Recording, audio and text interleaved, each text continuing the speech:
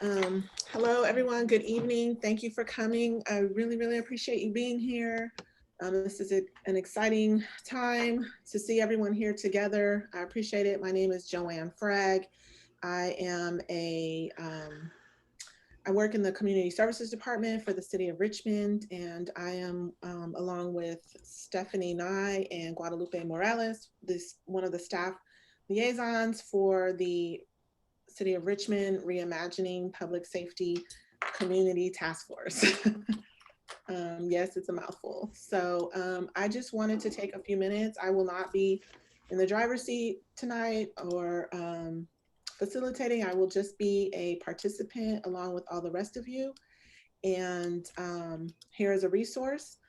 But I just wanted to give a little bit of background about the task force itself and kind of what's been going on. So on June 30th of last year, 2020, the City Council, Richmond City Council, directed staff to create a transition accountability task force composed by members of the public, including community organizations, individuals who are impacted by law enforcement and law enforcement. So each city council person nominated 3 individuals to form the 21-member task force that was formally appointed, and everyone was formally appointed on October 6, 2020. The representatives from various City of Richmond departments are part of an interdepartmental team that supports the task force.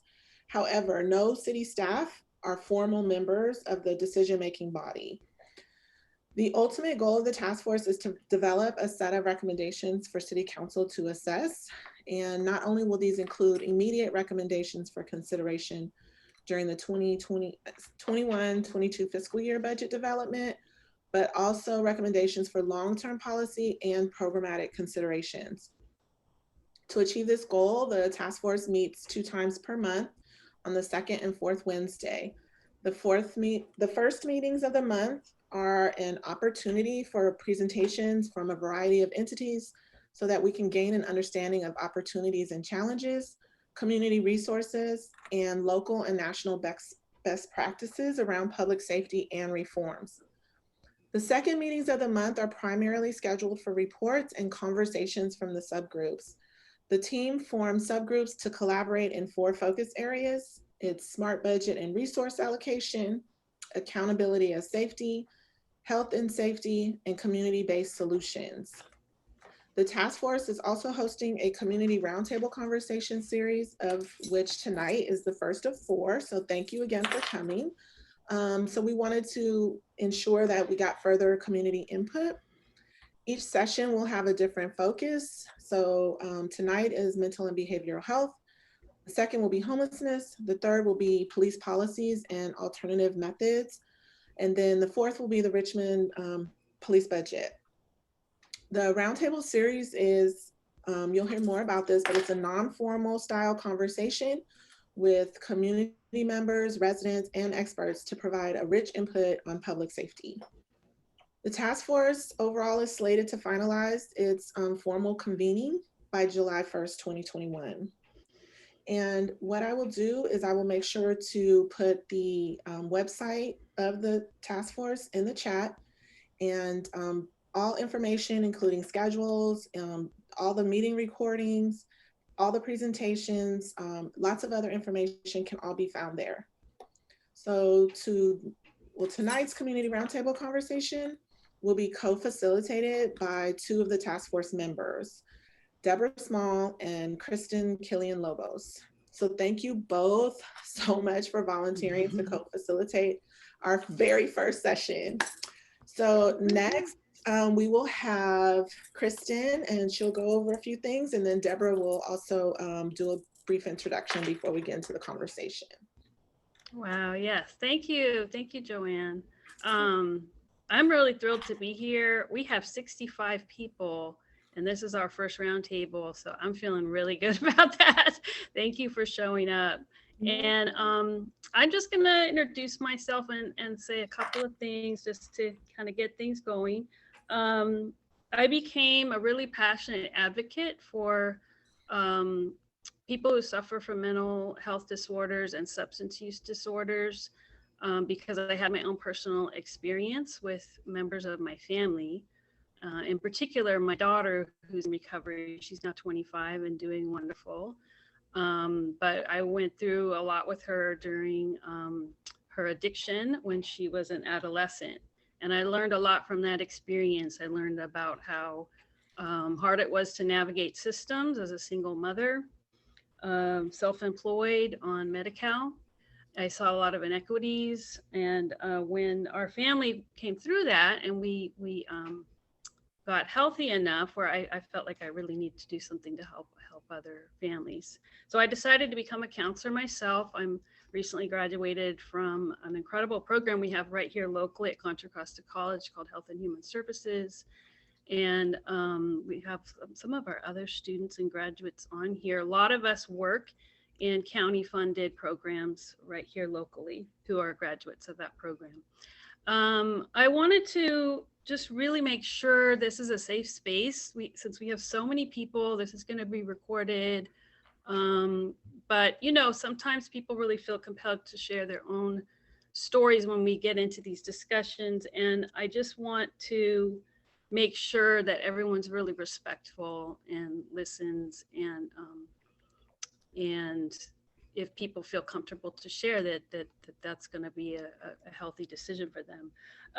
And that being said, this is what we're kind of dealing with nationally. Nearly half, I did so many PowerPoints in school. So I'm like, running out these statistics. So back in October of 2017, there was a Pew study that nearly half of everyone in the United States said that they had a close friend or family member that suffered from addiction to drugs and alcohol. So that's a lot of people. This really impacts a lot of folks. So it's really interesting to me that we still have sort of like a stigma that we're about not talking about it. 1 in 5 US adults will experience a mental illness in their lifetime, and 1 in 6 of our youth aged 16 to 17 will experience a mental health disorder each year. And the thing is of everyone who's addicted, who's really has what we call in the field a substance use disorder, only 1 in 10 gets any kind of real help or treatment. So it's really hard, really challenging to access treatment in our country. And then on top of that, we have policies based on criminalizing people who, in my opinion, have a health problem. Either a substance use disorder, mental health disorder, or both, because they're often co-occurring. So I just wanted to have an understanding that a lot of the times this stigma that is rooted not just in sort of misunderstanding, but it's really rooted in systems that we have set up for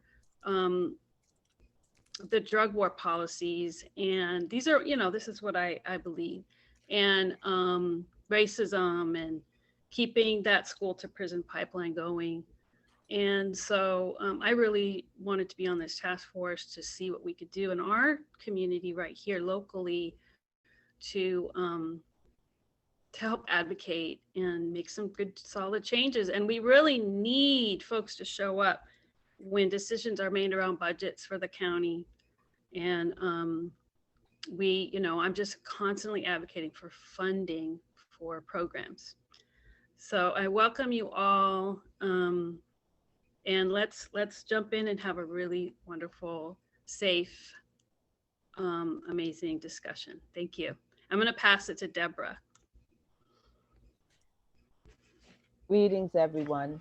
My name is Deborah Small. I'm a Richmond resident. I'm a grandparent of a 9-year-old who attends public school here in Richmond. I'm a 25-year criminal justice reform advocate who's worked on everything from sentencing reform to needle exchange to alternatives to incarceration to deprioritizing marijuana arrests to addressing the problems of women in prison to supporting formerly incarcerated people on a national and international level. I've mostly done my activism around national issues. And it wasn't until after the death of George Floyd that I really started thinking about what are the things that I could do here locally to support my local community, to address some of the problems that I could see around me every day when I was driving around. And I was so happy when I was introduced to the people who've been working on these issues on a community level over the summer and who'd been meeting and talking about how could we build on some of the successes that Richmond has already experienced in adopting alternatives to policing, progressive criminal justice reforms, programs like Operation Ceasefire, and other things that the city has implemented over time that's resulted in both crime reduction and what I would consider a more useful, effective use of city resources.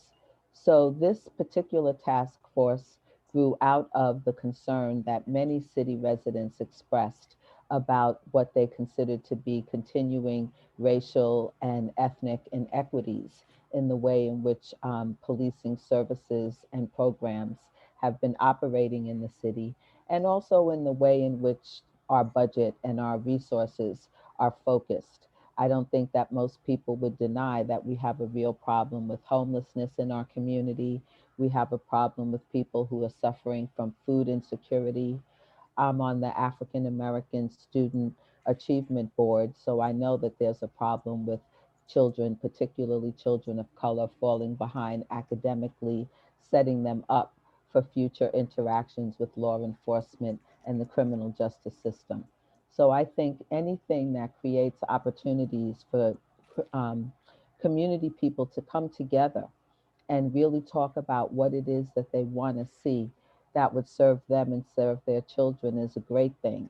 And I'll just say that it was a little more than 20 years ago that I participated in a series of meetings like this in New York City in the aftermath of the shooting of Amadou Diallo. I was working at the time for the New York Civil Liberties Union, and we organized community listening sessions around the city so that parents and community members come and talk about the things that had happened to their children. And I'll never forget it because there were so many mothers who showed up with photographs of their dead children, people who had been killed prematurely, either as a result of gun violence or unfortunate interactions with law enforcement that turned out to be fatal. And they were seeking justice, and they were hoping that the city and its leaders would come together to bring them justice.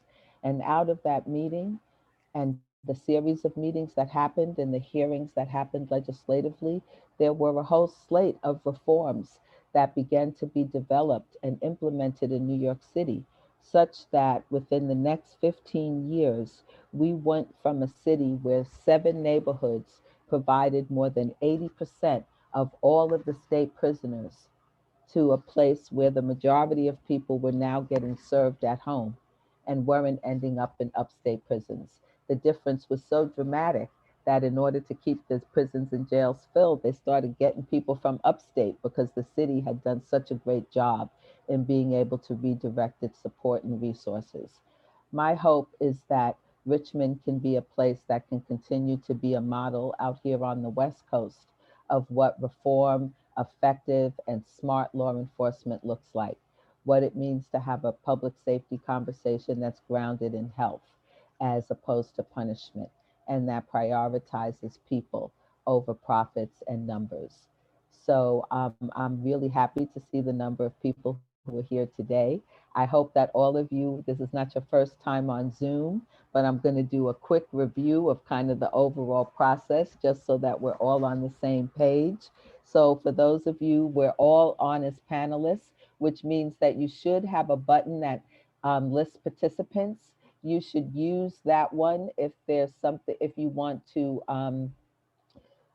make a to raise your, actually there's a separate raise hand button that you can use to raise your hand if you want to make a comment. If you want to interact with other people, you can do that by clicking on the participant list, which will take you into the chat. I want you to know that we'll do our best to sort of monitor the chat in terms of people's comments and questions, but I would prefer, and I think it would work better if people have questions or comments to raise their hand, because we can actually see that a lot easier, and we will call on you in the order in which your hand was raised. Once you're called on, you'll have 2 minutes for your question or comment, and we will, depending on how things are going, we may save, if there's a lot of different questions around the same issue, we may save answering them or directing them to the other panelists until we've gotten in more questions so that we can get more questions and utilize the time better.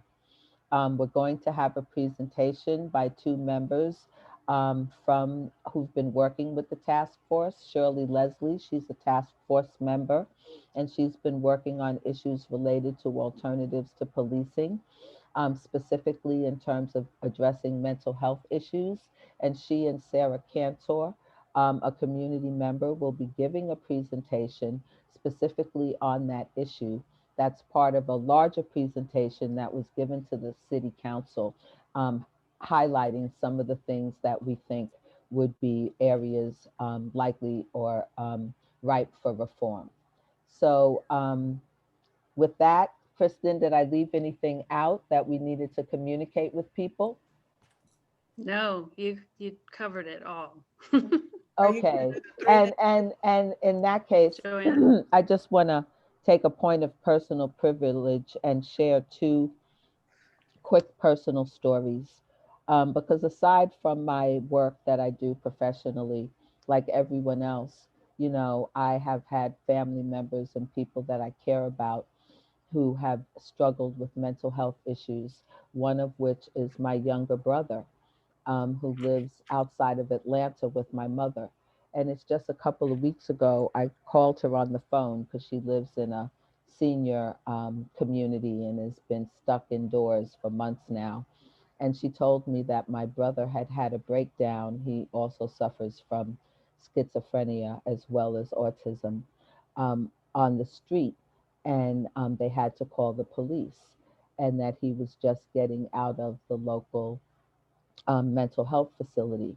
But she said that the police who came were police who were trained specifically with other community members and how to respond to mental health crises. So there was, and my brother has never been a violent person. You know, he has various periods where he's not in control of his physical and mental faculties, but he's never been violent to anyone else. So I was so grateful that they had people in that community who were trained, and and those were the people who they sent, because you know I much rather have my brother be in a hospital for a few days than in a morgue in a grave forever. Um, on the other hand, I have family members, someone really, really close to me, who died from suicide because they didn't have access to mental health and their depression went untreated. And there's not a day that goes by that I don't think about how different things would be for that person if they had had treatment and if they had known that help was available and that it had been available.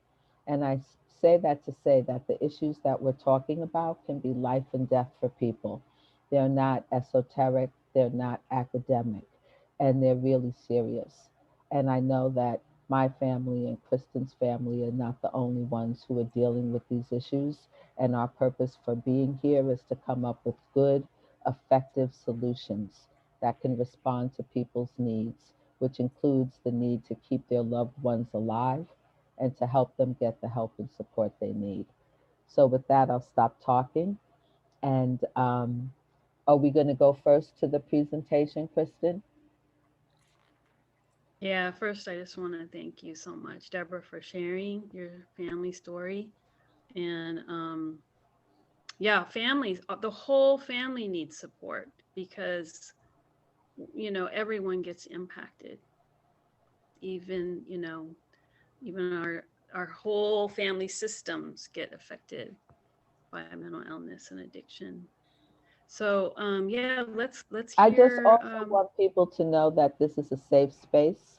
One of the mm, reasons that I did share my own family stories is because I want people to know that we respect everyone's story that we respect everyone's feelings and that this is a safe space. The only way that we're going to be able to make real change is if we're willing to have the courage to share our stories, to share our concerns and fears so that we can create something new.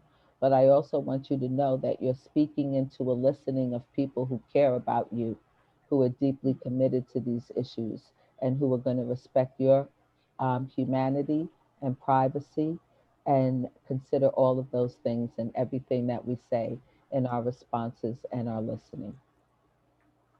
Absolutely, absolutely.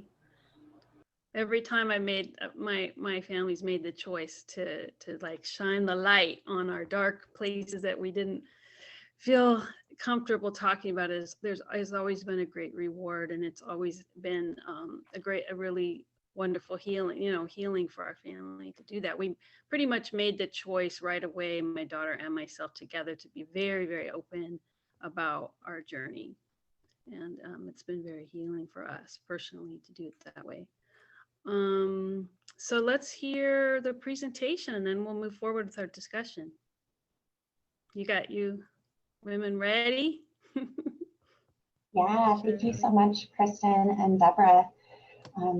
So my name is Sarah Cantor. I am not a member of this task force, but I am a member of the group that was formerly known as Richmond Reimagining Public Safety Working Group. We have recently changed our name and we're now known as Reimagine Richmond. So after the presentation, I will be posting in the chat information about how to connect with us on social media if you're interested.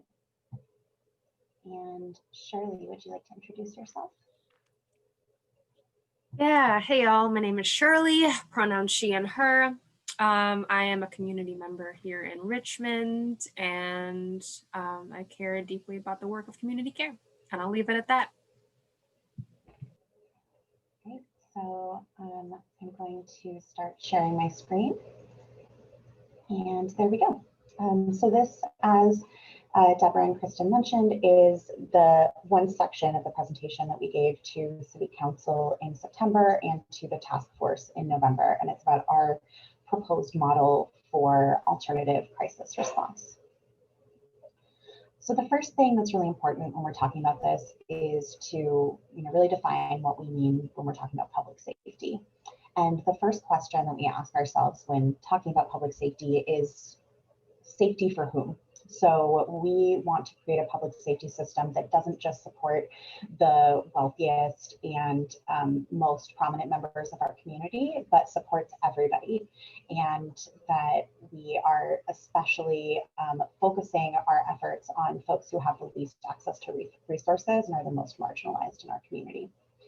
We believe that safety means that public health needs are met. So that means access to enough good food, access to housing, access to healthcare, including mental and behavioral health, access to strong education, opportunities for employment, and then responses to harm that include what we have been doing with law enforcement and what we are proposing with this new system.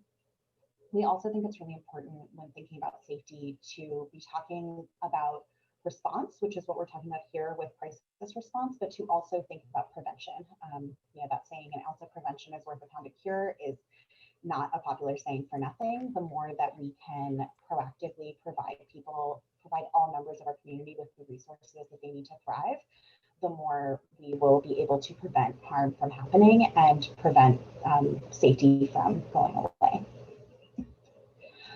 So the reason that we are looking specifically at what we're calling behavioral health crisis, so that includes mental health crisis, substance use issues, maybe disagreements that folks are having with unhoused individuals where they would then call the police, is based on essentially this chart, which was taken from transparentrichmond.org, that shows the top 10 call types involving use of force for RPD in the past 5 years.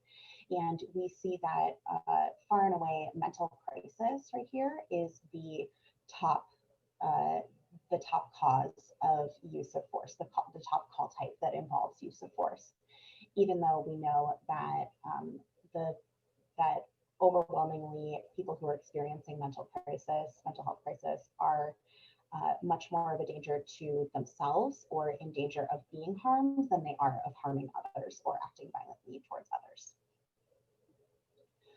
So with that, we are proposing a non-police response to behavioral health crisis and community conflict. And this program could address mental health crisis, substance use, calls regarding homelessness, any interpersonal conflict that's happening, street fights, noise complaints, and wellness checks. So when someone is calling the cops to say, I just want you to check on this person and make sure that they're okay.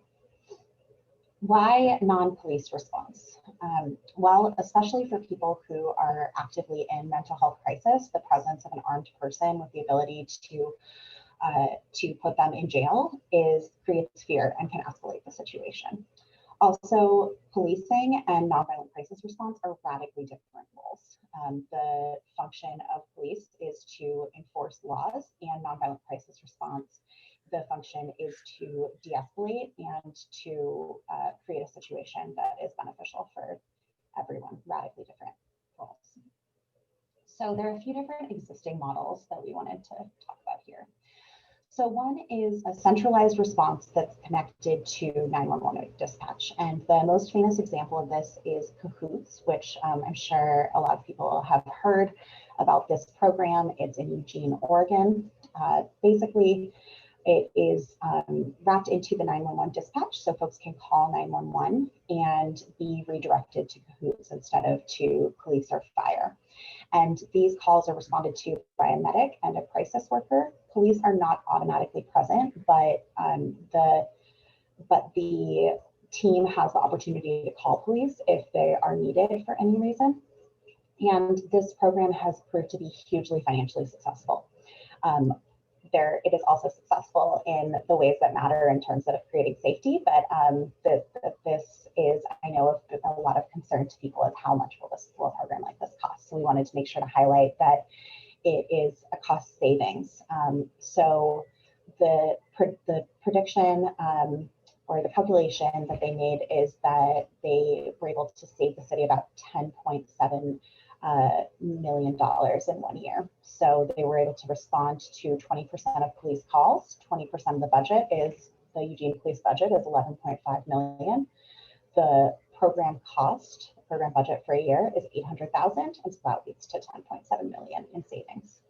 And other cities that have been implementing this model include San Francisco, New York City, and LA, among many others. This is taking off in many cities across the country.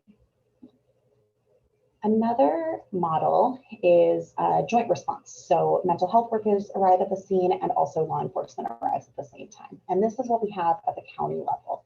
So the Contra Costa Mobile Crisis Response Team, the team that heads out is a clinician, a community support worker, and a member of law enforcement who is largely just standing by, but is present at the scene. And therefore, as I mentioned earlier, that has a high potential to escalate the situation if depending on that person's relationship with police. We don't provide emergency response, so they're not available at all hours.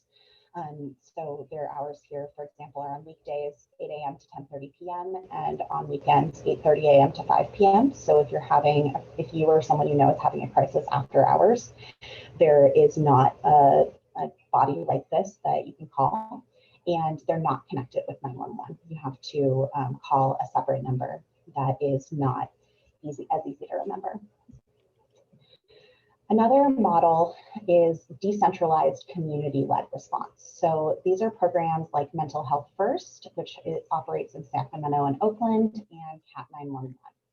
So Mental Health First is peer-led, volunteer-run. It operates nights and weekends. So during those times when other services like the county mental health crisis response aren't available, and they absolutely do not call the police unless the caller specifically requests it. They also work to liaise with the police, so to kind of come between the person who's experiencing the crisis and any law enforcement who arrive to keep that person safe.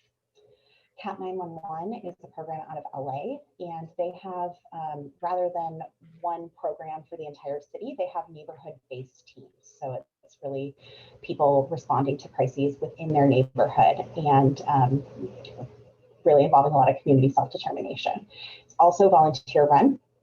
And this is a list of some of the things that they can respond to here.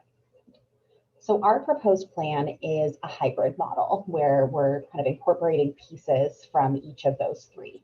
And the principles that are really important to us in this model is that it be responsive, focused on de-escalation, peer run, limited in engagement with police, supportive, not criminalizing, part of a network of care, sustainable, and accountable. And so now I'm going to pass it over to Shirley to go into a little more detail about what each of those mean. Thanks, Sarah.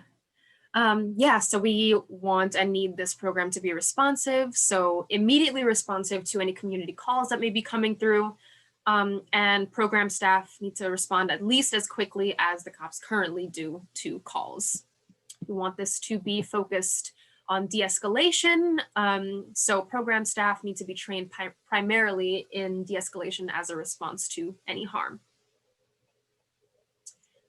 This needs to be peer run. And by that we mean staffed by people with very direct experience of mental health crisis and or homelessness who are very deeply embedded in our community. So not just having to be outsiders with academic credentials. We really want folks to like be skilled up and have that direct experience in their arsenal already. We need this to be very limited in engagement with police. So a very clear outlined protocol about how and when this response team would be contacting the cops so that it's not just another avenue for RPD to access our community.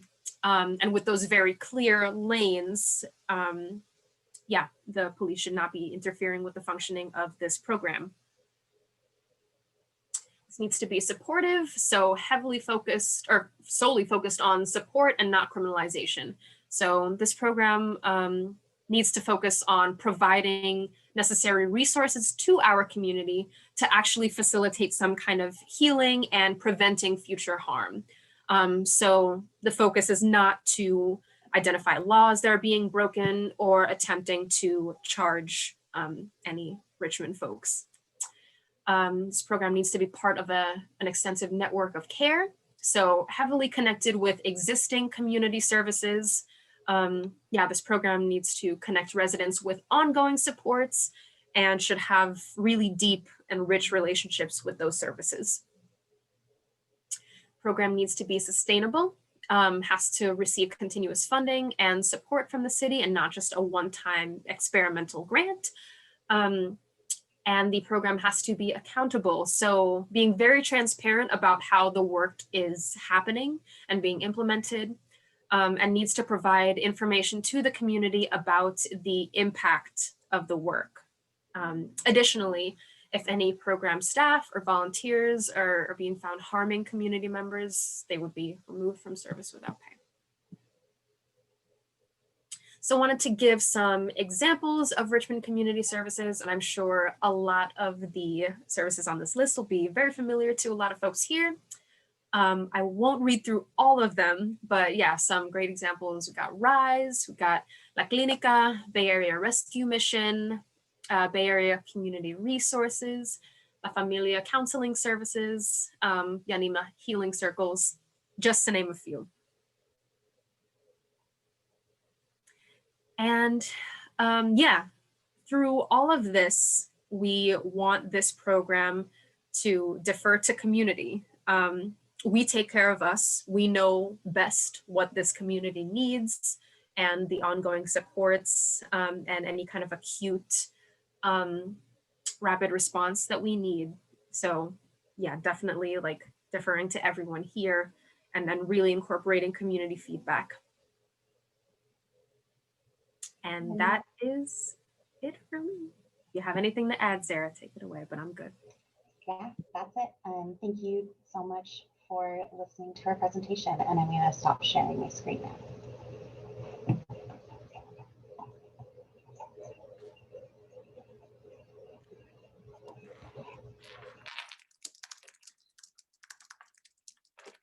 So I think we're ready to take any questions or comments that people may have. And just to reiterate, our request is that people limit their question or comment to 2 minutes, that you use the raise hand feature so that we know that you have a comment or a question, and to be considerate and respectful of each other. We ask that people share from the I, not the we, that you disagree with an argument or point of view, but not the person, and that you avoid using stigmatizing language, that you speak to and about others as you would have them speak to or about you. Thank you, Deborah. So I'm going to be monitoring the raised hand feature and calling on your name, and I'm going to be doing that the most equitable way that I can, and by who raises their hand first. And I also want to make sure people understand the reasoning why I believe I started saying these things about a safe space. What I really wanted people to realize, like, and what you probably already do, there's now 82 people on here. It's being recorded. It's a very public space. Even though you're sitting, at home in front of your computer, it's a very public space. So that's only, I don't think anyone who helped organize this community roundtable wanted people to share personal stories that are difficult. That is a totally personal choice if you feel safe to do that. I just wanted to emphasize that. We're not advocating for that. That's just a very personal decision. And I would hope, because we are all neighbors, that we would be, really, really respectful of anyone who does make that choice. So that being said, what are people's thoughts about what we've said so far about Sarah and Shirley's PowerPoint? Do people understand, because Joanne introduced the, how the task force came about, what you just saw? Do people realize that this was part of like a bigger PowerPoint that was presented to City Council months back? And who would like to start the discussion? Raise your hand. I see Miss Dandy and Ben have their hands raised. There may be others. I'll keep checking. Okay, yeah, there's so many people, it's actually hard for me to go down the whole list. Who's came up? Oh yeah, Miss Dandy's is first. Go ahead, Miss Dandy, you have 2 minutes. Can you hear me? Yeah. Can you hear me? Can you hear me? Can you hear me? Yes. Wait. Okay. I just wanted to kind of start first, because I'm actually driving around Richmond right now giving out food. So what I wanted to say is, as I listened to this, I was just getting excited. Y'all can't do that to me while I'm driving, because you know what my baby is the mental health. I'm very excited that you guys want to start this program. I know I had to pull over because I don't want to cause an accident. And I really got excited when she was saying you don't want people to come in just because they are certified or they have an MBA or something that says that they can do the job. Experience in this. You cannot do this. I don't care how many books you've read. I don't care what school you went to. If you don't know how to deal with this, you're not going to be able to. The simple fact is this is a well-rounded information program that everybody needs to know directly and needs to be able to step into it without being handed what type of people they are, things that we need. You need to be able to go in, step in, and do what you need to do, because those are the type of people that need the services right here, right now. And by asking the police not to step in to certain things and letting other people handle it, that is a great thing, but we still have to kind of need them on standby, because sometimes situations do cause for them, but we don't need them every single time. And the fact of the matter that we still need them in schools, we still need them in home, going to go out there and do the work because they want to do the work, not to hold a title. So I'm really excited about all this, and whatever I can do to help, please just give me a call. You know where I live, you know how to get in touch with me. This is awesome. awesome. I can't say too much more because I'll be on here all night and I won't respect people's time because I can talk about this all night. So I just want people to know that I'm, you know, whatever is needed, especially for mental health in Richmond, I'm there for it. Can you just tell us where, So I'm going to who you start giving work? out food. Can you tell us who you work for, Miss Dandy? What you said you're right now giving Okay, out I do a food. couple of things. I actually have my own nonprofit. It's called I'll Take You There, where I help people fill out forms and take them to get the things that they need and still get food for them. I work with myself. I work on the weekends sometimes, not that much often anymore, with GRIP at the hotel, where I work with mental health and homeless, and I work with people walking up and down the street, and people generally give me referrals for people like right now, and this is just for anybody that can help me right now. I have a 16-year-old with a 3-week-old baby that I'm trying to get placed because she's homeless. These are the things that I do all times of the night at 6:46 after 5 when people have crisis. So that's what I do. Thank you so much. So, thank you. Okay, and so I know we had anyone been, wants to get in contact with me, just tell me. maybe you could put your contact information in the chat if you want to. So I know we have Ben next, right, Deborah? But okay. Go ahead, Ben. Hi, thanks. Ben Terrio, Richmond resident. I'm also a police officer here in the city of Richmond. I can definitely speak from personal experience that most police officers, there's a lot of mental health calls that we really don't want to get involved with. And that's very much in line with, I think, the priorities and the trend. But I think it's also important that to mention that we have a mental health evaluation team officer that works with the county clinician, and they're actually on this call, and that might be good just to provide some kind of basis for people to actually have the county clinician talk about the county's response as well. Just throw that out there because they happen to be in this roundtable. And then I think overall, I agree with Kristen a lot. I think she really hit the nail on the head. The issue of money and funding that comes from the county is a big issue, and it's not just through mental health, but a lot of things, and how that gets shifted around the county, or the lack of how it gets shifted around out to the West End, specifically the largest city out here, which is our city, is a problem, and it does not happen to the levels that it needs to be. And I think that's where a lot of our efforts to kind of facilitate the things that you're talking about need to occur, and that's I think one of the big things to overcome. Thanks. Thank you. Okay. So I'm just going to go in order of who raised their hand. So Miss Darlene Scruggs, you're up next. You have 2 minutes to share.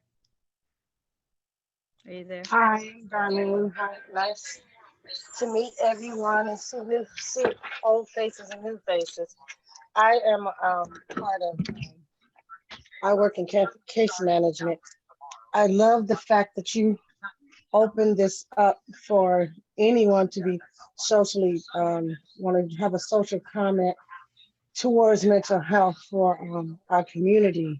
I am also a living experience of mental health with myself and my spouse. And having this platform really gives me awareness to be able to come and share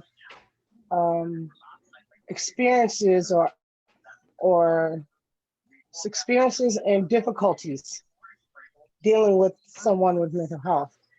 And it's this is really a big blessing also for our community, because a lot of people normally doesn't want to challenge their mental health. They feel that, oh, you're crazy, you got to be crazy to have a mental health issue, and that's not true. So it's like that's the stigma on mental health, because people think you're supposed to be crazy to have a mental health issue, and that's the stigma we have to learn. We have to evaporate and let people know it's okay to talk about it to a group or someone trustworthy and has a way to help the individual that's going through with this. So I really appreciate this. Thank you. And I will comment later. Thank you. Thank you, Darlene. Thank you for sharing. Just so everyone knows, this roundtable, Ms. Joanne, they're taking notes, the city staff, correct? Yes. Yeah. So we're listening, we're taking notes. This is all going to come back to, this is all information for the task force and how we're going to present this to the city. And we're listening and we're writing everything down. I had Vivo. I don't know if I'm pronouncing that correctly. But if I can say really quickly, I do hope that whoever has information and resources and responses tonight will go ahead and give that as we're going along too.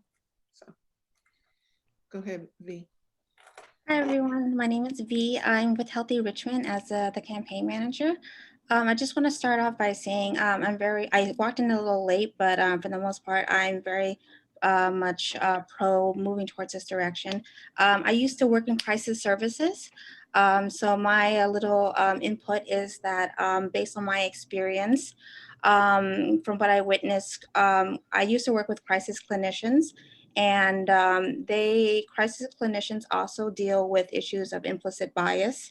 And a lot of the trainings that they go through is things like, I'm sorry, it's a little late. I'm not articulating myself too well, but crisis clinicians will also go through trainings like, was that person actually escalated, or was that my implicit bias telling me that they were violent, for example? So although I'm in favor of pulling in clinicians and professionals who are better equipped to assess and train these mental health crises and situations, I think that it's really important to remember that the root of these situations is violence and anti-Blackness and racism, and that it's just, that is sort of the root of the issues here. And we don't want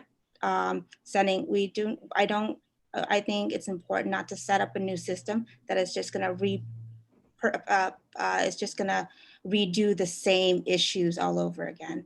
I used to work at Seneca. So yeah, thank you.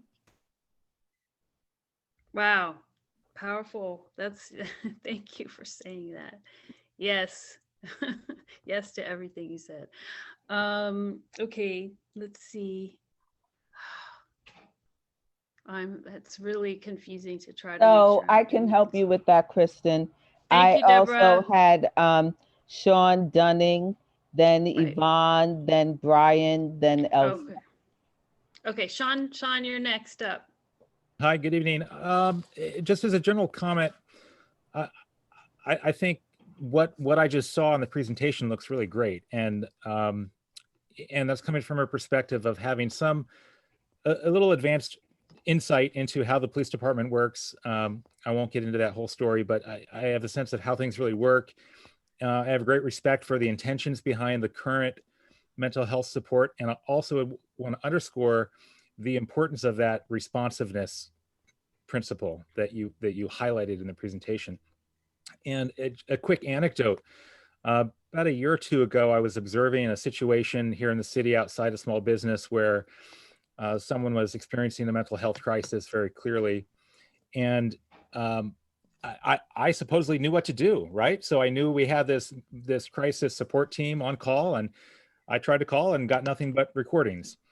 Finally, I called RPD and said, could you put me through to the mental health people? And of course, the 911 operator, all they could do is dispatch an officer. So they did. And fortunately, the officers that arrived were very professional, and I thought they handled it really well. But I think the very nature of a police intervention is such that the officers, no matter how well trained they are, they're constantly on edge to be watching for a threat. And the nature of someone who's very agitated, who might seem like a threat, is going to bring about different behaviors from the officer. And as you pointed out, that doesn't always lead to a good place. I think it's important not to demonize the police, though. And I hear that a lot in these conversations. And I think it's really, it's unfortunate, it's unfair, and it's not a accurate description of the average officer. Sure, there's some out there that are probably shouldn't be. But by and large, to Ben's point, they want to serve. They're there because they want to serve, but they're not best equipped to serve. And yet for this, whatever the solution that we're talking about, for it to work, it has to have the same level of rapid response. Otherwise, there's going to be no choice but the cops to show up, and then whatever happens, happens. So just kind of a, perspective from someone who's seen it happening in real time. I would, highly endorse this idea, and just really, want to say thanks and encourage you to keep going with it. That's it. Thank you. Thanks, Sean. Okay, so make sure you remember to lower your hand if you've already spoken. And we're going to go with Yvonne next. Hi, good evening, everyone. My name is Yvonne. I'm a new mom. I've also been an educator for some time now, and I've stepped away from my employment, which is urban health. I was working with young children and families, and I just wanted to offer a suggestion when we're talking about the root causes of some of these crises, mental health crises, and just to say that from my experience, it's been really difficult to connect with resources. So I would suggest to maybe invest a little more in coming up with a plan to support families with children, specifically newborns, because I know that it can be traditional in a lot of cultures to support moms maybe the first 6 weeks or so, but afterwards there's still a lot of learning that is occurring for new moms and families in general. And there's also a lot of isolation that happens, especially right now during the pandemic, where, for myself, I had to step away because I had no safe childcare for my daughter. And that opens up a lot of opportunities for things like, substance abuse, depression, anxiety. So I really think that if we're starting, with family first and really helping families get connected to the resources that they need, I think that'll also be really valuable to our community. Thank you. Ooh, thank you, Yvonne. Nice to see your baby for a little bit there. Okay, so we're gonna, Brian, it's your turn. Hi, my name is Brian Landy. I am a police officer with the City of Richmond, but I'm speaking tonight in my capacity as the officer who was assigned to West Contra Costa County to support the mental health evaluation team. So I know that much of the discussion and the presentation has been focused on the immediate crisis response, but my colleague, James Lancaster, he's a clinical social worker, a clinician that I work with. We're both here to provide information on kind of one of the other major county programs, which is what happens after, whether it be community workers, police officers, mobile crisis response, respond to a crisis, what happens next. And so what our team does is work through county resources to try to work on kind of system level issues that are causing people to have repeat encounters with law enforcement. And our program specifically is focused on reducing law enforcement contacts with people who are dealing with a variety of issues related to mental health. But the unique role that we play is being able to go back into the community after somebody's been taken to psychiatric emergency service, after they've had contact with law enforcement. We get referrals from law enforcement in order to be able to conduct follow-up and try to see what the underlying issues are. So while mobile crisis response, the immediate kind of engagement with somebody in a state of psychiatric or emotional crisis or in a personal crisis is important, the flip side of that is what happens next? What happens when psychiatric emergency doesn't have any beds available? What happens when part of that mental health issue is housing or lack of employment? And where the co-responder model that the MET team has comes in is being able to speak across different systems, different agencies, to be able to try to mitigate some of the things that cause mental health issues to rise to a problem where law enforcement can have contact. But again, our mission really is to be that contact with the law enforcement system that's specifically focused on not criminalizing people and routing people away from those systems and making sure that they're engaged and that police departments have a trained officer to refer to for help when they're dealing with somebody that requires special follow-up. But at some point, it would probably be wise to have James Lancaster speak, since he's been with the program for a long time, can speak to this from the social worker's perspective. Yeah, thank you. Can I really Well, quickly, yeah. the attendee who's on the phone, if you want to raise your hand, you have to press *9. Brief note. Yeah. Thank you, Joanne. Thank you. Well, I hope your colleague raises his hand. We'd love to hear from him. So now we have Ms. DeWanda. Thank you. My name is DeWanda, Richmond resident, Yanima Healing Circle founder. I appreciate what I've heard tonight, and I've heard this conversation several times in other forums. So yeah, it's like a hot topic right now.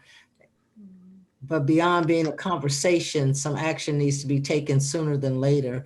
I appreciate the fact of having services in hubs, in communities, because the response time for the mental health crisis Monday through Friday or on the weekends is over 30 minutes. They call law enforcement and have them go out to do an evaluation, and then they come in.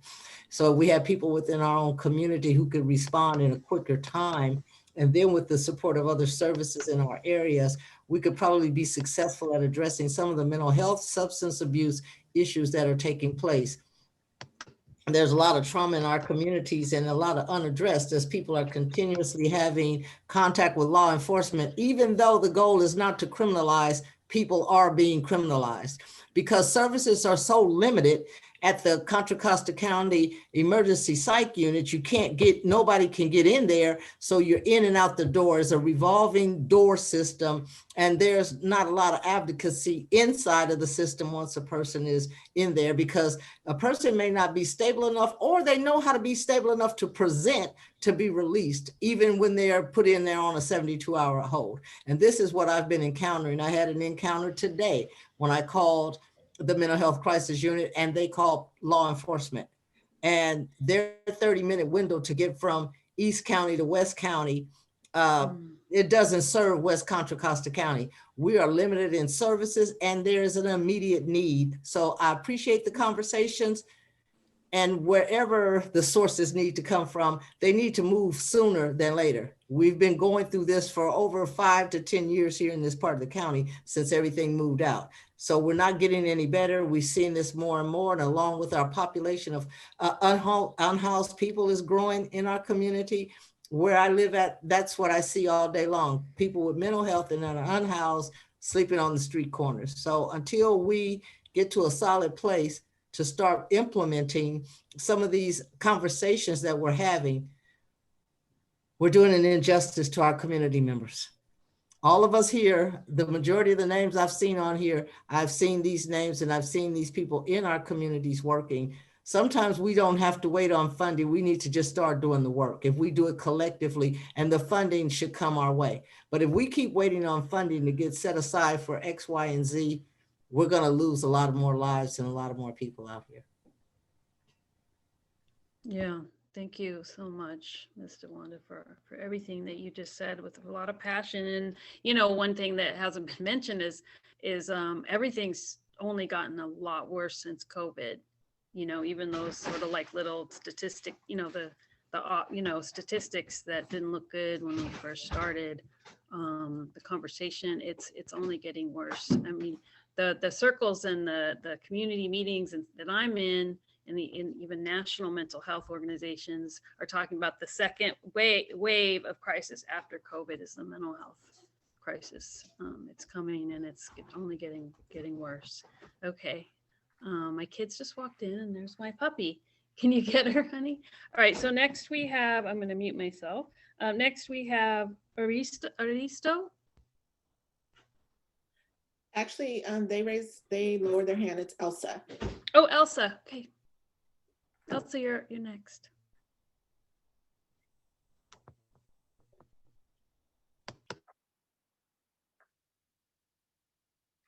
Is Elsa here?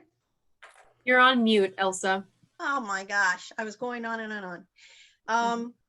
Everybody who's on this call right now should be at the February 2nd Board of Supervisors meeting because there's going to be $90 million that are going to be discussed. And last time that large sums were discussed, our greedy and very effective sheriff siphoned lots of COVID money to hire more deputies instead of doing, allowing the monies to go to preventive things like this. $90 million, folks, February 2nd, Board of Supervisors. Thank you, Elsa. Thank you, Elsa. I wrote it down. Are you complete? That's it. All right. Thank you. Randy So, Joseph. Before you go to Randy, I think Mhm. you had Robin and Luis and Yenny also had their hands up. Okay. So you're saying that Robin is next? I've been keeping a list. Okay. I see. New list. Thank you. Robin, you're next. Hey, how's it going? Can everyone hear me? Yes. Perfect. So sometimes I could be a bit long-winded when I give comments and such. So if I get that 2 minutes. Yeah, if I get that 2-minute mark, just let me know and cut me off. I'm keeping time. First and foremost, organizers, thank you. I'm quite agreeable with the proposals that have been put out for our community. There's a couple things I want to mention, just shoot out there. It seems like many people in this room and in this discussion are more or less in agreement with each other that we need to do something. Something I am noticing though is that we're rightfully putting attention and focus on what's happening right now, which is much needed. And similar to like how we are compartmentalizing how we're reimagining public safety and different arenas, and it's focusing on mental health. We should also be working on compartmentalizing how we address mental health and at what stages. What I'm referring to is specifically youth, and I know there's a lot that can come out of the Children's Youth Development Fund that's currently out for people to consider. But when I say youth, I'm specifically referring to addressing issues that young people in our community are dealing with right now. From my own personal experience and from the experiences of numerous friends growing up here in Richmond, we're never afforded proper access. And I love that Yvonne kind of hit the nail on the head earlier, and I'm just maybe echoing what she's sharing. But we do need to make sure we also empower our local educators in our school district to be able to handle these conversations and know where to guide our students for resources. There's a lot more I can say on that piece. Additionally, I do want to share that I've been working in the capacity of mental health advocacy for quite some time now. And part of what I'm working on currently is to bring a community walk to the city of Richmond through the American Foundation for Suicide Prevention. I've been working with them since 2012. And I just want to plug that out and put that out for the community to definitely keep that on your radar. Thank you, Robin. Yeah, definitely, I would really love to help support you. You reached out to me recently about the event you want to do. I think that would be fantastic, and I'd love to partner with you on that. We're going to have Yenny speak next.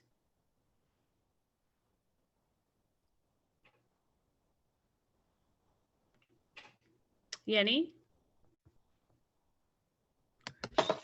Hello. Hi, everyone. I don't have any answers. I just want to say that I'm really thankful and I appreciate this getting put together. There is definitely a need. The board, one of the board members for the Latina Center, and the number of domestic violence cases that we have seen have tremendously increased with COVID. And I know that even with that, you know, it's really hard for some of our community members, especially the undocumented community, to call on to the police when they need them. I know a case that, you know, was really close to me of a friend who, you know, had a family member that was going through crisis, and they didn't want the police to show up, but there weren't no resources. And, you know, when people are going through a crisis, it's hard, and police show up, and then there's arrest, and there's all kinds of stuff that follow. And so I don't know the answers. I don't know what that looks like, but I want to be a part of the solution. I know that the Latina Center doesn't have enough funding for all of the cases that come through. So I really think that since there is this momentum with the community members, attending that county meeting is going to be super important so that we can ask for some of that funding to come into the city of Richmond. Otherwise, you know, we're kind of playing around with the funds we already have now. And so definitely think that we can make something happen with the community that we have, where it's community based. I don't know what that looks like, but I'm here for you. And I'm so happy that this conversation is happening, because we definitely need it in our community. So thank you everyone for your work. Thank you, Yanni. Next we have Brian. Actually, I have my hand raised for James Lancaster. Yeah. Okay, cool. I added him in the list. I didn't realize that. I thought you meant you both wanted to talk. Sorry. So I yield my time. Okay. Thank you for adding me. For some reason, I don't have the hand icon, or it's not popping up from the screen that I'm on right now, because I'm in a remote office. So my apologies. But I just wanted to touch base on what was stated in the beginning in the presentation. So I definitely agree with the presentation that there needs to be some form of community-based kind of platform that is in the community during certain situations. And there are certain situations in which I don't agree with someone that is in the community that should be responding. I've been doing this about 5 years. I'm the clinician that's out. I'm knocking on doors. I'm meeting and greeting. I'm building these relationships. I'm in all 26 agencies within Contra Costa County, building a rapport with law enforcement. I'm doing crisis intervention training. So I'm the person that's on the front line. I started off working in Richmond, city of Richmond, in 2008. I worked with the youth population. I then returned in 2016, and I started doing mental health consultant work with Richmond PD with the mental health evaluation team. So what needs to happen is a larger conversation, as I believe that everybody's been saying. They want to know how we can execute. And the way that you execute is that, yes, you do take this to the city. There are meetings that are happening behind those doors that you all are not aware of at this time. And that is the plan, because we see where the gaps are in the services from the county level. I'm seeing them, I'm reporting them to the chiefs. I meet with the chiefs, the directors, psychiatric emergency. There was a comment that was made earlier regarding somebody went to psychiatric emergency. They weren't able to offer any services once they got to the psychiatric emergency unit. When someone is placed on psychiatric hold and they have a loved one, during that transition, all you have to say is, hey, officer, can you refer this over to the MET team? Once that officer makes contact with Officer Landy in Richmond or myself, I can go into psychiatric emergency. I can go into 4C. I can go into the jails. I could pretty much go wherever, and any other clinician that works under the umbrella of the forensics department can as well. I consult with mobile crisis all the time. They just email me right now asking me about a follow-up on an individual that they went out. So there is follow-up, but it's not on the scene. Does there need to be more increase? Yes, there needs to be more increased services that are available to the public, and definitely for the city of Richmond. So I do agree, but there are ways that we could enhance the services. That I see that you want more time of allocation for it to be available for you. You've contacted mobile crisis. They haven't responded to your needs. You had to call 911. That seems to me as a gap in service. So these are things that should be corrected, and they need to be addressed immediately so that we can move forward. So the money that's on the table, however it is for the city of Richmond, wherever it needs to be allocated, it's definitely being heard, and you guys' voices are being heard. So don't think that it's not being heard at this time. So I just want to, let you know that. And if there's anything that I can do to support, if you need to consult with me regarding, what's the best, direction, or what services or what the community-based organizations need to provide, because you're looking at them going into domestic violence Mr. situations. Lancaster, I'm sorry, done. your time is almost up. Thank you. Michelle Milo can share my information if anybody needs to contact me. That's fine. Okay. Yes, Thank you. please. Thank you. Thank you so much.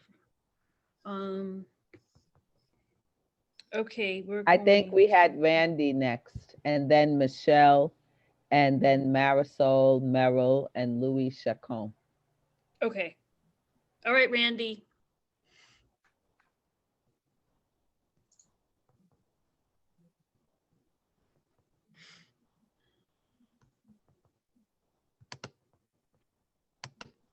Randy, are you ready to speak? Do you need a minute? It looks like he might be. It's Michelle. Okay. Hi, Michelle.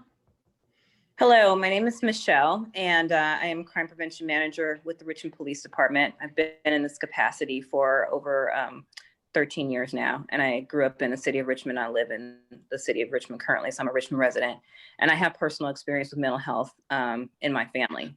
So I definitely see the need for the services. And I just wanted to say that there's 3 quick points I want to hit on that, can maybe, add something to the rich discussion that we've had tonight, which I agree with many of the points. In case it's finding the appropriate use, figuring out what resources we have, figuring out those service gaps, and where we can kind of direct the resources where it's needed. One thing is we need to get people properly diagnosed. The reality is when you go out to a lot of these, scenes where people are experiencing high levels of trauma, AOD and mental health at the county level are not necessarily coinciding. So if somebody has alcohol and drug addiction, but they also have mental health, it's hard to tell which one is coming first, the chicken or the egg. Part of the issue that we have is that, people can't get access to services because of what pool they have kind of been lumped into. And I think that we really need to take a look at that. And we need to get people diagnosed. I mean, I do work with homelessness because I'm part of the city's homeless task force. I'm the liaison for the task force. There's a lot of people in the unhoused community who are dual diagnosed, but they've never gotten a proper diagnosis. And even if they did, we have a shortage of beds.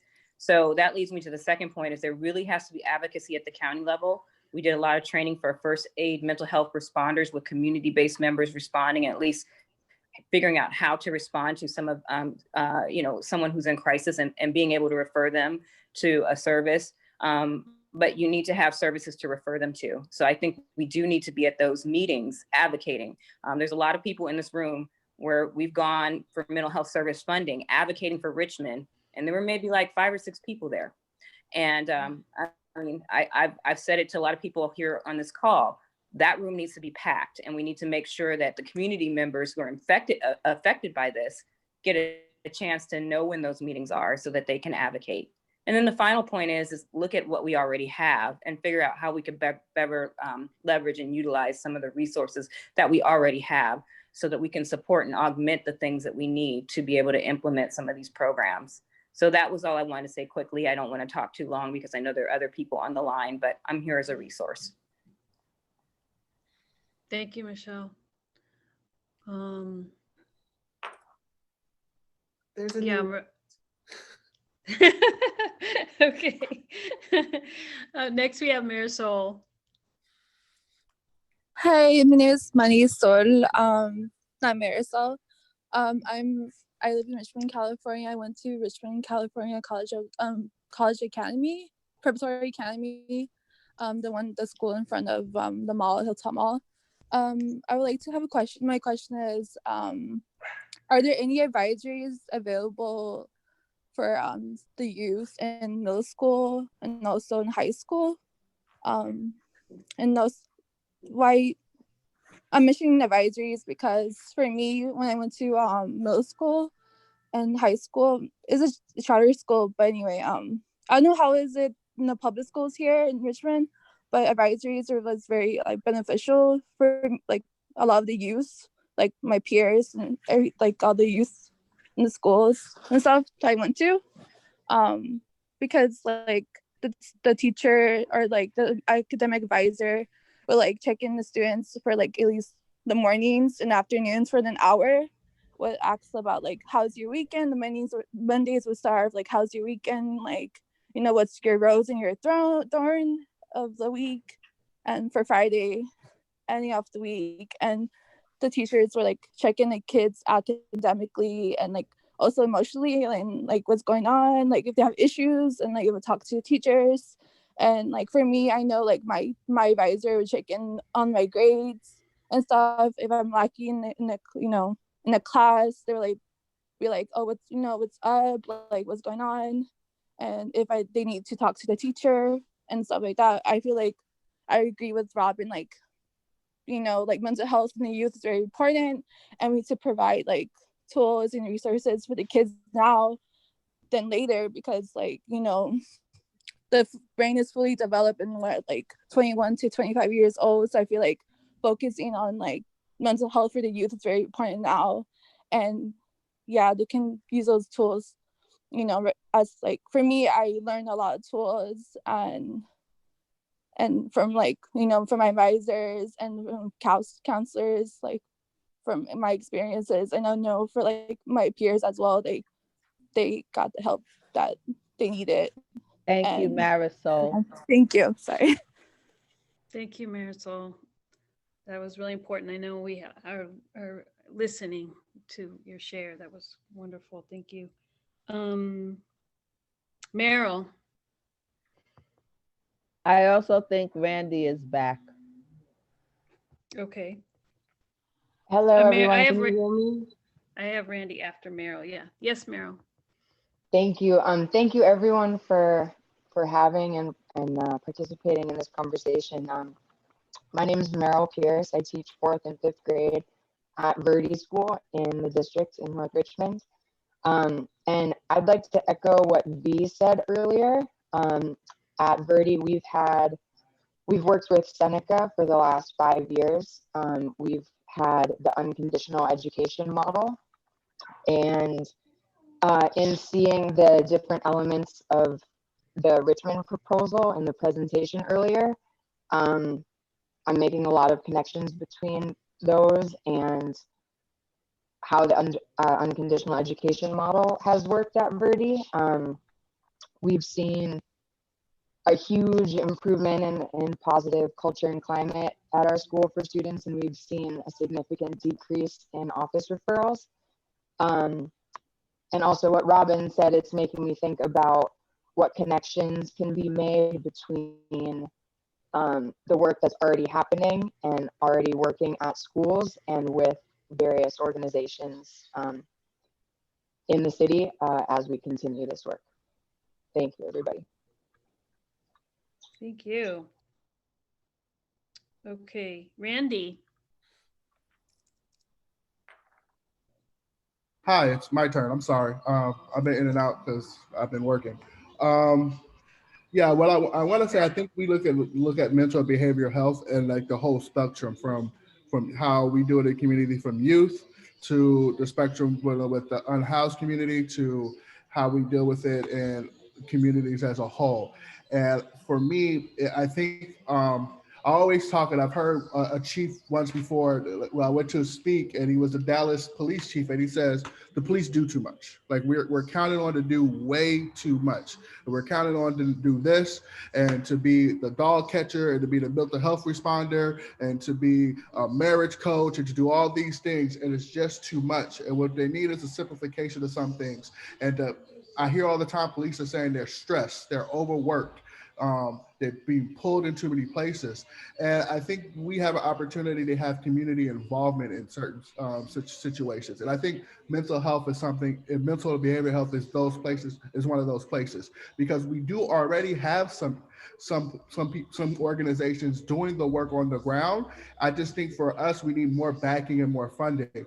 And I keep hearing, oh, the county, like the county is big, and like you said, the response time to get from east to west county is really, really hard. But what are we doing as a city to help out with mental health?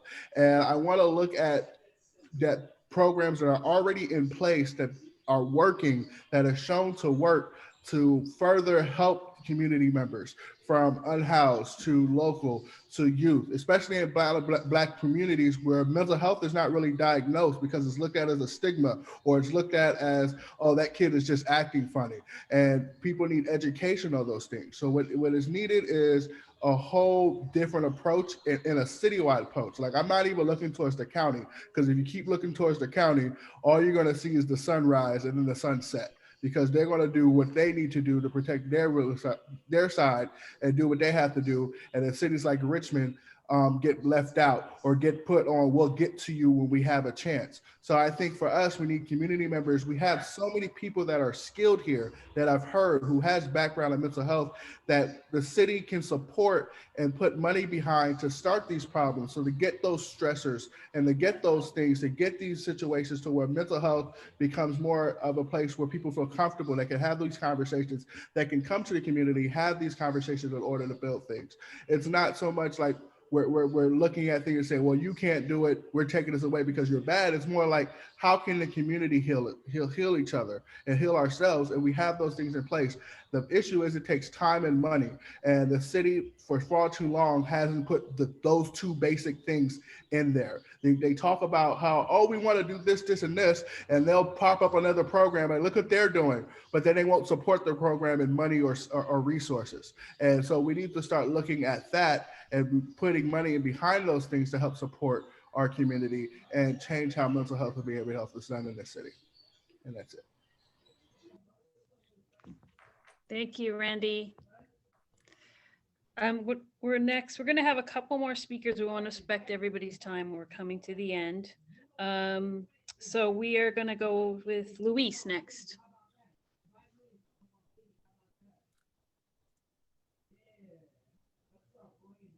Hey, sorry, I was muted. But I appreciate everybody's time. I won't take up too much space.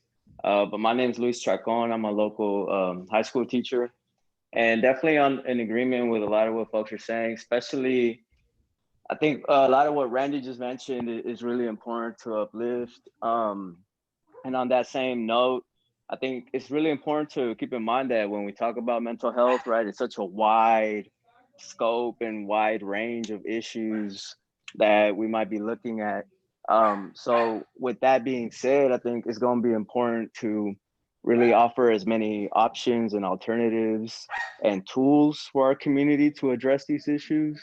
One thing that I would advocate we explore is maybe more education for our community, right? It starts in the home. So maybe just providing more tools and resources for family members to be able to de-escalate and, just be better equipped with supporting their own family members and their own household, or supporting their neighbors through some of these issues that could probably be resolved at home.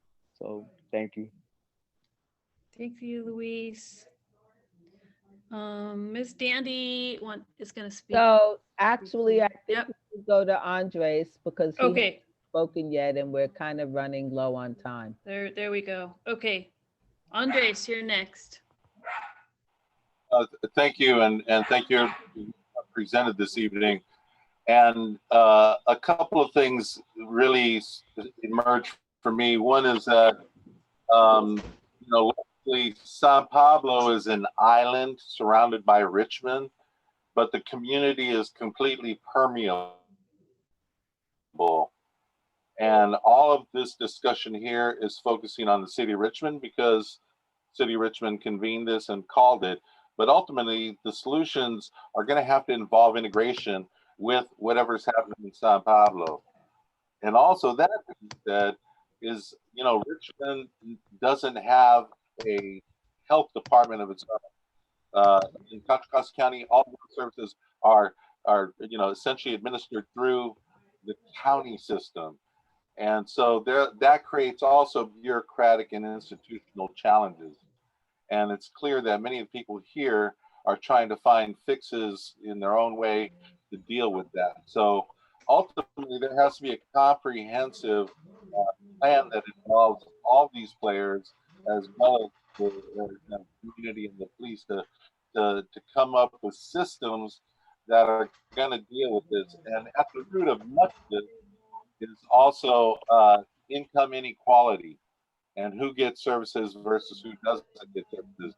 Plus, the county and the community in general is not sufficient in dealing with language minority groups, not just Spanish speakers, but we have a large Sikh community.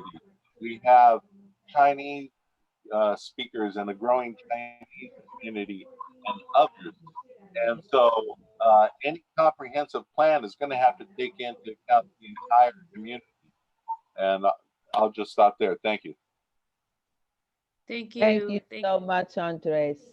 It's now 7:31. We said the meeting would end at 7:30. So I don't think we have time to take any more questions or comments. But I wanted to just say that the purpose of these sessions is both to provide information to the community, but also to get your feedback. And that's been like amazing tonight. The Reimagining Public Safety Task Force is committed to making recommendations to the City Council that are responsive to community needs and priorities. Our goal is not necessarily to defund the Richmond Police Department, but it is to bring balance to the allocation of public resources so that it's more reflective of both of our priorities and needs, and that we're spending our money in the way that's most effective. And the best way for that to happen is for us to continue to get the feedback. So I'm pretty sure that we have at least 2 more of these community listening forums scheduled. And I will turn it back to Joanne to give updates about that.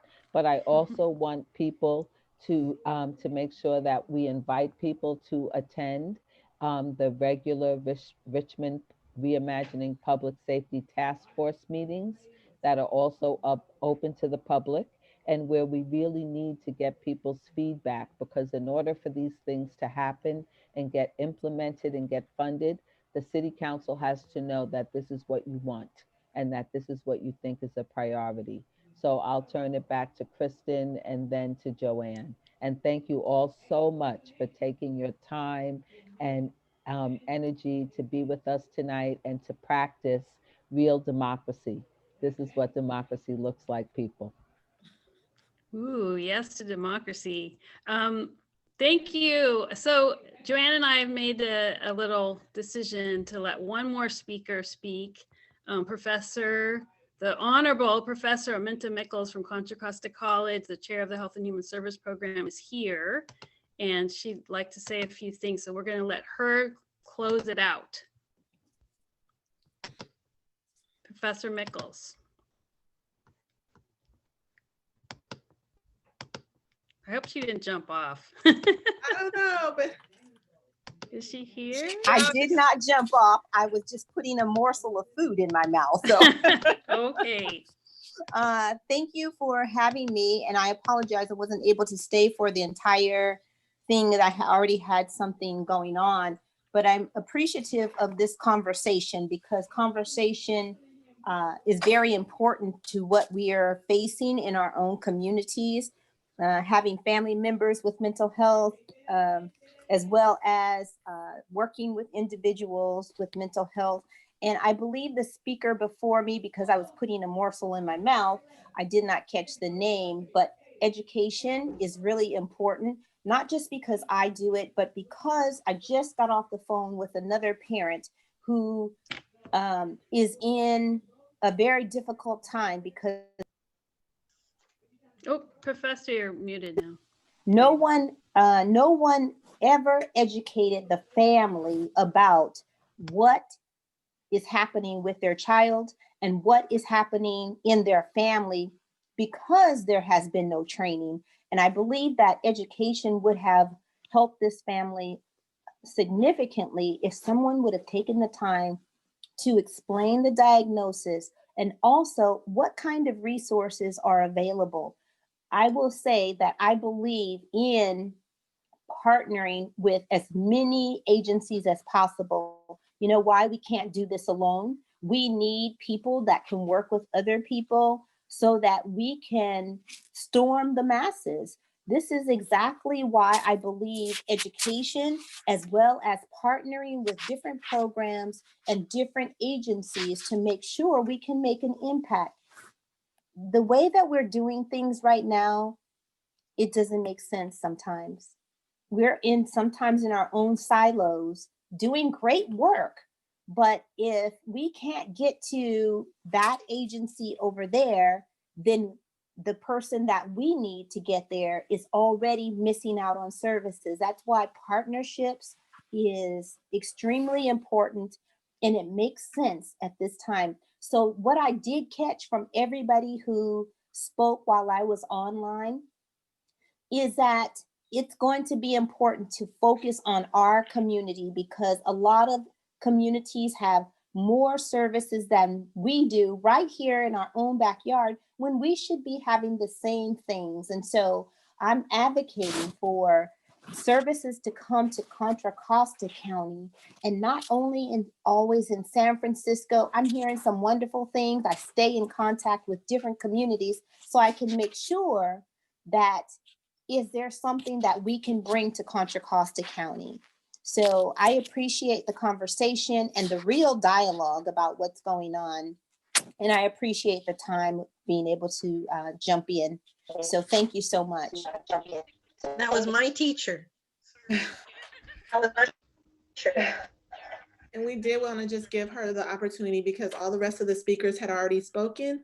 So, but I know that Deborah did close us out, and I did want to remind everyone that this is the first of 4, and it will be February, March, and April, the 4th Thursday of the month. The flyer is the same, it remains the same, the link remains the same, and our general meeting on this upcoming Wednesday on the 27th, we will be having Contra Costa Health along with the MHET team coming to do a presentation to give us some more in-depth information about how they're serving Richmond and what their services entail.